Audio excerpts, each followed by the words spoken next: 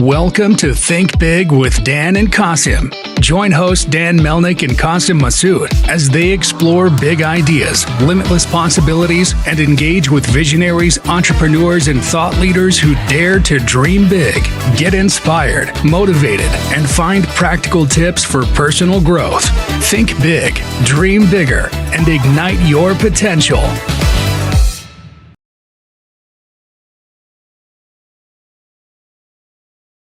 All right, welcome to Think Big with Dan and Qasim. So if you want to go ahead and introduce yourself, tell us where you live and what you do for a living.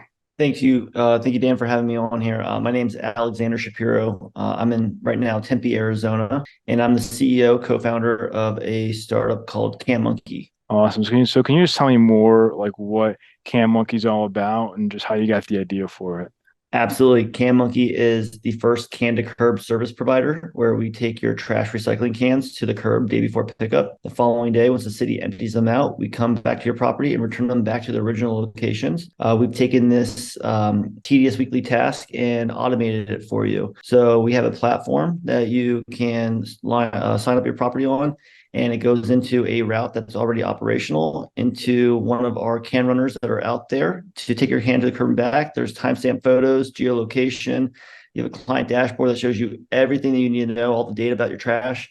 If it's overflowing, whatever it is, a lot of our people that we work with are vacation rentals, property management companies. We also have homeowners, but any situation that would arise from a trash to curb situation we come across, and we have come up with systems and solutions for all those. So how did you get the idea? Did you have an issue with this? I just want to start this business, or what did that look like for you? So my business partner actually started it in Scottsdale, Arizona, for the thought process of just homeowners. He didn't like the task himself. He was walking his dog one night and saw a neighbor go right into the garage, close the garage, and left the can at the curb. And he knows in that area there's HOA. There's an HOA. They're really strict, and you could get a fine for doing those things. And he thought it was just funny that even that person wasn't. He didn't like doing that much, that he just was going to do it later. And he thought maybe look, maybe I'm onto something. Maybe I'll just get my local community to do it, and I get some people on, and I can have his son take the cans to the curb, and problem solved. And what actually happens, it just caused him more issues. He's taking more trash cans to the curb now, because now instead of his own, now he's signing up people and having to do theirs. And I was in the real estate background, or real estate industry. That was my background, and worked with a lot of investors here locally in Scottsdale. And one of my buddies was converting into short-term rentals. And so I saw a aha moment, maybe from someone that has a property management, portfolio, maybe someone that has 10 properties, 15 properties, that would need that service. So that's where I came in and kind of was marketing toward that aspect. But at first, when I heard it from him going after homeowners, I thought it was a silly idea, to be honest. And I was like, I would never pay anyone to do that. And literally the next day, I forgot to take the trash can to the curb. So it's just one of those things that, it's a silly concept. Everyone takes the trash can to the curb. You don't need to be a rocket science, to do it. But at the end of the day, if you do miss it, if you forget, if you're traveling, if whatever the case may be, maybe you have an elderly parent that you don't want them to do it anymore because it's now snowing, or we've seen so many different, demographics of people who come to the service where maybe at first people thought it was a silly idea and that's for the lazy Americans and whatever. But now it's, I wouldn't say essential, but it's an essential need now. It's almost in the same category as landscapers, pool company. Now you got a CamMonkey. It's one of those thought processes that we're kind of converting into the mainstream mindset. So is it like a two-sided marketplace, or what does the model look like? Yeah, so as much as I'm talking about homeowners in the vacation rental industry and property management companies, my other clients are my can runners. So that falls in the gig economy. So think about Uber Eats, Grubhub, Instacart, individuals who are maybe going from I need to make $60,000 to $75,000 a year to how to make $300 to $400 a day. And now they're doing these odd jobs or different gigs, right? So what CamMonkey is that we're more of a persistent and consistent gig. Maybe in the morning you do Uber, maybe do Grubhub in the evening, and CamMonkey you have 2 to 3 routes during the day that you can always be persistent and consistent with, because you have the same routes. Trash has to go out the same day every week. And what we do is we build that route in an area that are all condensed. So think about the modern day paper route. We have it with trash cans. and we just build it. And we have sometimes trash recycling go out separate days, so it'll be at your property 4 times a week, 16 times a month, and we have these routes built. And once to get started, it's kind of that's the hard thing to get started, obviously.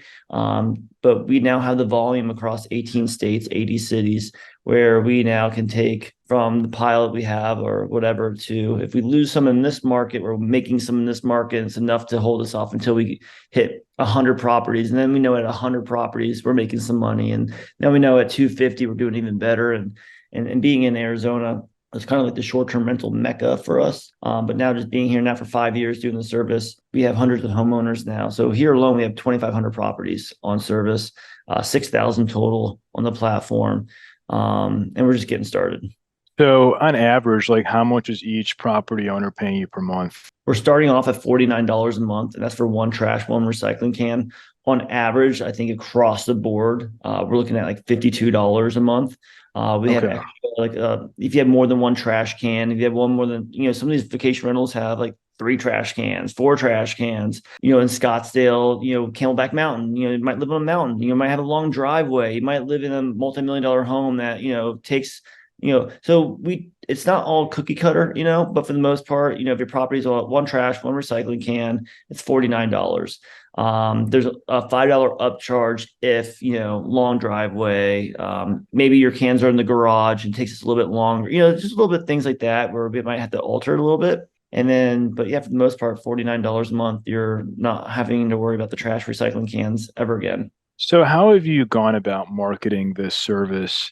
And even just for the gig workers, like how do you go about it? Like, have you been running ads or like really how have you scaled this business? Very methodically. It's in the very beginning, it's Facebook groups, it's Craigslist, it's news article. It's like anything, you don't know what's going to stick. And then once you start getting the ball rolling, get some momentum, it gets a little bit easier per se. Selling to the vacation rental or selling to business owners, it's kind of overwhelming if you think about the whole, where do I even start? My background was in, business consultant for title and escrow companies and real estate. So I would go after these people. I would use LinkedIn. LinkedIn's been like my best buddy. Like you type in what you're looking for. I'm looking for a CEO of vacation rental property in Dallas, Texas. It's going to pull up everyone that's a CEO in that area. I now just copy and paste, send, my shoot my shot, change up a little bit depending on who the market person is, do a little bit more diligence, on some people than others. But that's been 4 or 5 years in the making of doing that. I have Facebook groups that I've started that have helped, get the brand out there. I think after 5 years, we've done a good job of getting the brand out there, doing different like the Vacation Rental Association, different like trade shows, home and garden. We had a billboard once, and a lot of it's still like we don't know yet what is our main thing yet. And with the can runners, I think once we've been able to get our app on the Apple Store and Google Play, it solidified us even more. Where instead of going on Craigslist or Facebook groups, someone's on the Apple Store looking at Uber or whatever, and then we fall in that same category.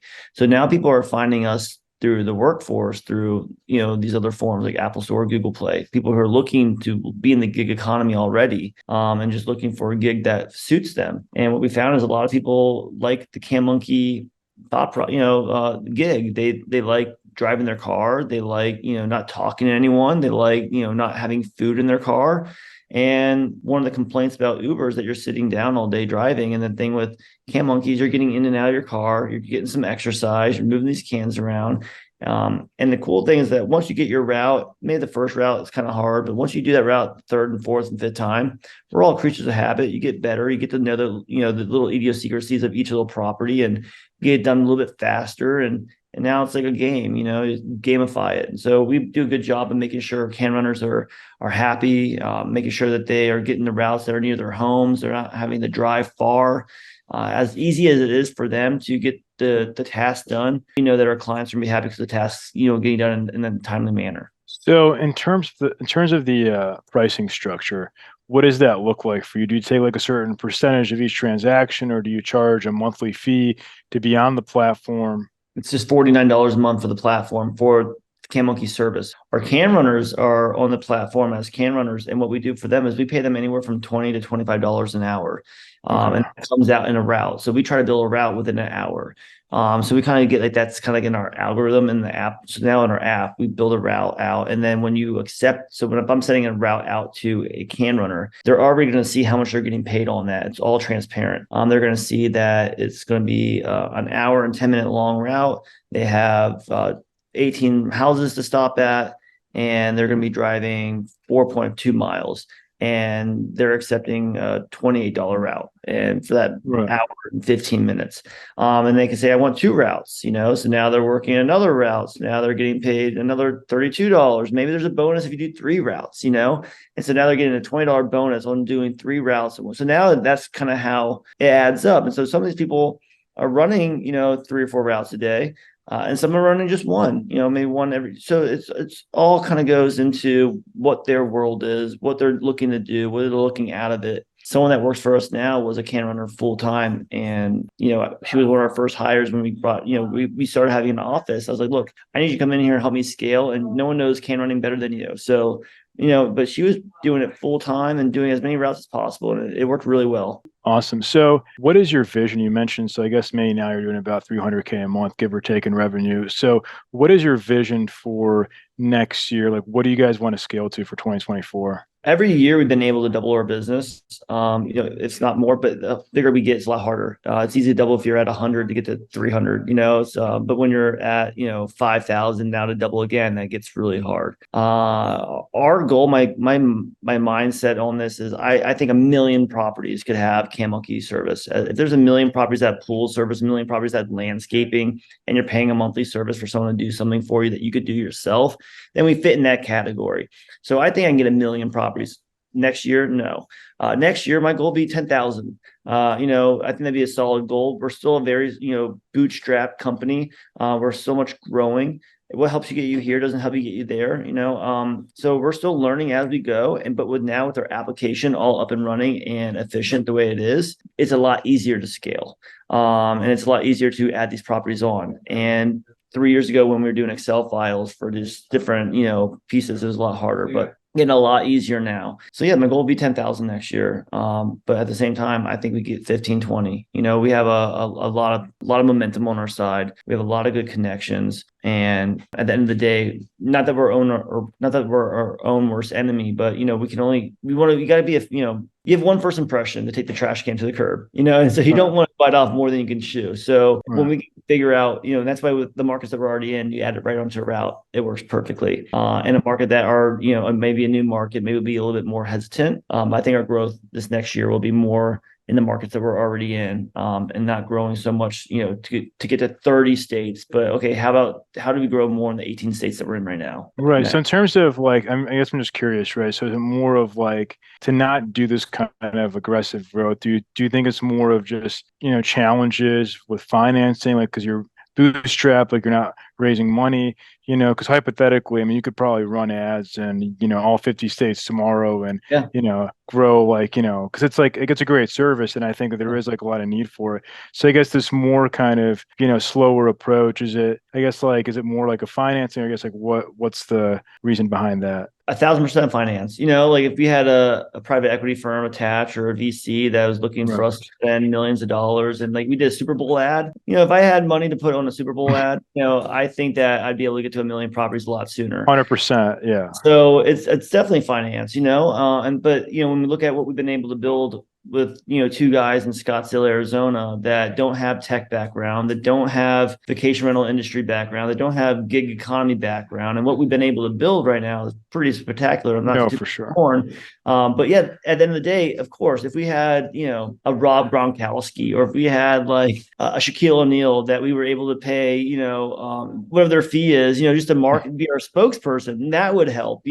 Right. We're just 2 regular guys that are just trying to grow something that hasn't been done before. And I think that aspect, a lot of it, when we do have met with, people that maybe that's where the hesitant is, where it's like, well, what are you doing? How are you going to get there? Who's done it before? Or how do you know you guys can do it? So that's why we had to scale to 18 properties. That's why we had to show all these things that we're sustainable, we're, scalable, we can be profitable to get to show that. So now if we're in a position that like, you know what, hey, do you want to go raise venture capitalist money? Do you want to go, that next level? Do you want to get this to 10,000 to 50,000 properties? That's where you need that money at. And we understand that. But and now like how we've been able to do it is like we don't have to like try to leverage as much because we kind of a little bit more established than we were 3 years ago. We have the technology that we reinvested back into our business that now is helping us get to that. So now it's like, you toy with it sometimes, Like, what do you think besides finances? Like, what do you think is the biggest obstacle between this year and next year and like doubling and really like, scaling up? Just getting people to know that our service exists. That's my biggest issue, is that people don't know that CanMonkey exists or the service exists. So that goes to like coincide with like the financing. It's like,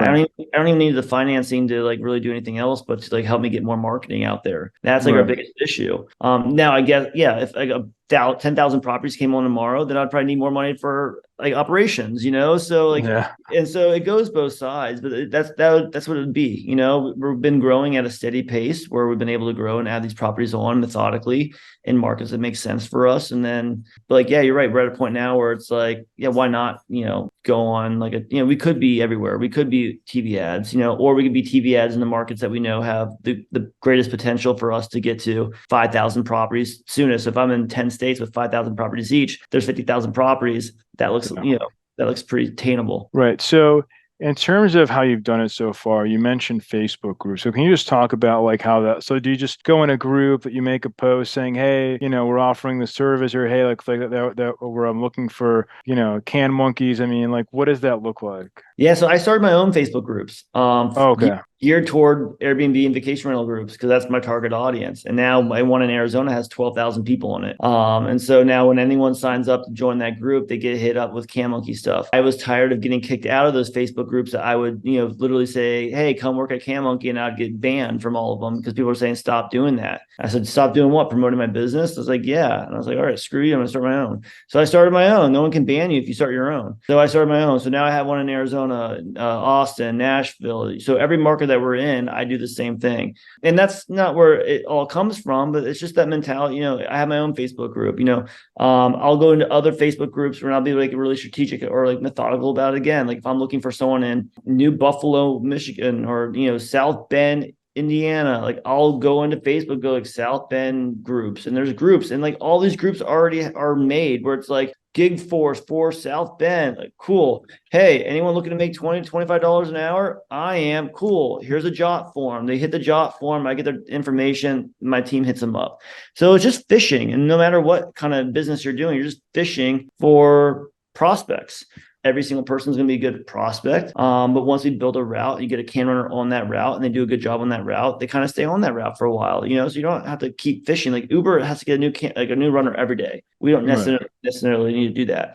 We have good retention with our can runners. They want to stay on with us. I have some people that have been with us for 3-4 years, and they want the same properties every single time. And they get mad when we add a new one on. They get mad if something like vacation rental like cancels or whatever. Like they're like what happened? But they love it, and I would rather have that as an owner, knowing that like okay, they're really confident with that market, than someone that getting someone brand new on it every single time, and not knowing that, oh my God, there's that little dog right there. I got to be careful of this property. So it's like little things like that have helped, but I think just building a business where people are able to understand, like everyone takes the trash can to the curb. Like it's not a hard concept. Like most of us understand what to do. There's little idiosyncrasies outside of that. Like maybe the gate's locked, or there's a garage code that doesn't work. But like I said, we're doing about 12,000 stops a week. Over 50,000 stops a month right now, and across all of our markets. And we've seen everything. There's nothing that we haven't seen now or yet that we haven't already put a system or process or something in place. If we can't get can runners, we have like 6,000 can runners that applied somehow, some way in markets. So it's never been an issue. And that was like my biggest thought process was like, how are we going to find people to do this when we scaled? And it's never an issue. The only time there is an issue is just like it's like a song and dance. You have a can runner that wants to do routes now, but you don't have enough properties yet, or you got enough properties, but then now you have too many can runners, or like you have, so like it's just a song and dance. But then you get to a point where it just like starts getting, boom, there it is. And then now it's its own little ecosystem. And now if one can runner falls off, there's 8 other routes, but 7 other or 6 other can runners that can take on another route. And like it just, and the app works. It's magic. I don't know. Like our CTO built it. It works well. And we have a 99.2% success rate right now getting the cans to curb and back in November. So we figured out how to do it. So what would you say, in terms of the software, right? Like, are you looking at other things? Like, obviously now everybody's always looking at ways to add AI. So, in terms of like adding features, have you guys looked into that at all? 1,000%. The big play also is that like TaskRabbit and like how Uber just like the next play would be to be a platform for other home services. Unlike Uber where you're doing one task a day, like CanMonkey is running routes at the property all the time, right? So as I said before, if you have trash recycling on separate days, I'm at your property 4 times a week, 16 times a month. We've had people ask us like, hey, I have a present or I have a gift that just got dropped off, especially right now. I have a gift that's at the front door. Can you put it in my garage when you take the can to the curb? Hey, when you're at my property today, can you turn off my water? I've left my water running in the hose. We've been asked so many different things. Like, I know that's not like a real tedious a real like job right there, but adding on these other services, whether it's like filling up propane, Pool Monkey, we have Pool Monkey right now. We already started. I already have a community of people that I know that don't live here that have short-term rental. What other services do they need that we can provide on our platform with the people that we already have? So 1,000% on-demand trash removal, can cleaning are things that we already implemented on our application. If we're at your property, taking the can to the curb and it's the holidays or you just had, Thanksgiving and you have a bunch of trash. There's like 2 different trash bags, 2 bags of trash bags on the ground because it didn't fit in your can. We're there. We take a picture. Say, hey, Dan, I just want to let you know you have those bags on the ground. Would you like us to remove them for you or would you want to do it yourself? 1 for on demand, 2, you got it yourself. 1, please remove. We'll schedule this tomorrow. Now we remove it for you. So you don't have to wait till next week where your cans are already going to be full and we bring them back tomorrow. So these things we've already implemented. Out of our total revenue, another 30 to 35% is on demand trash removal because we're already at the property. If you see it, we tell the clients, they're not there because they're managing it remotely. And we're like their eyes and ears for the trash. So, Awesome. And that's something else that we could really, grow that out even more. Or one thing is the can to curb though. For sure. So what would you say is like the one biggest piece of advice that you wish you knew before you started this company? Oof. I think we just like keep going. Like keep moving forward. Like I can't tell you how many times I wanted to quit. I mean, obviously I never did, because I'm still here. But I wish that'd be the one advice. I come from a corporate America, Fortune 500 company. This was all new to me. If I ever needed anything, there was an expense, I had an expense account. I didn't have to use my own money. I got reimbursed for things. I was getting a salary, like, all these other things. So coming here, I had a lot of intrusive thoughts of why not going back to what right? So also, luckily, there was a pandemic. I think if I wasn't a pandemic, I would have ran right back to corporate America because there was a pandemic and I couldn't really go back to what I was doing before because I got laid off. I had to focus on my side gig that I had already invested in, and that was CanMonkey. So yeah, I just told myself to keep going. And I'm glad I did. And that's, but that's something I would rather have told myself because that's the only advice I needed because everything else just happened exactly. Like I wouldn't be anywhere else further, I think, right now, except maybe if I found my CTO sooner, but then I wouldn't have been able to pay for him yet in the beginning because I didn't have business yet. So, like everything worked out exactly how it's supposed to be. That's awesome. And we're rooting for you. So if somebody watching this wanted to reach out, do you mind sharing your website or social media, just best ways to get in contact with you? CanMonkey.com.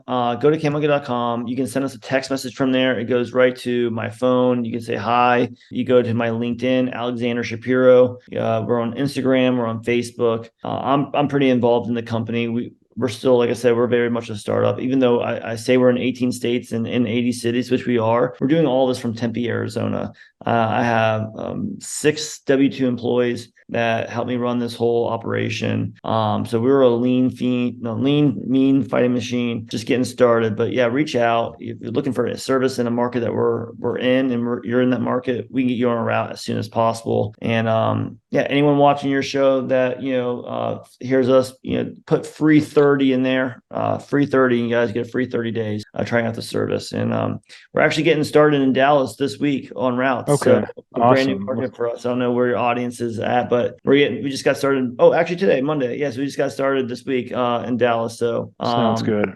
Yeah. So yeah, anyone who needs service or is interested or has an elderly parent or travels a lot or whatever the vacation, whatever the case may be, we're here for you. Yeah, you can just send me the code I over will. LinkedIn Messenger, and then I can share it with my network here in You Dallas. got it. You got it. Awesome. All right. Well, Alex, yeah, thank you so much for your time today. Thanks, Dan. Appreciate it.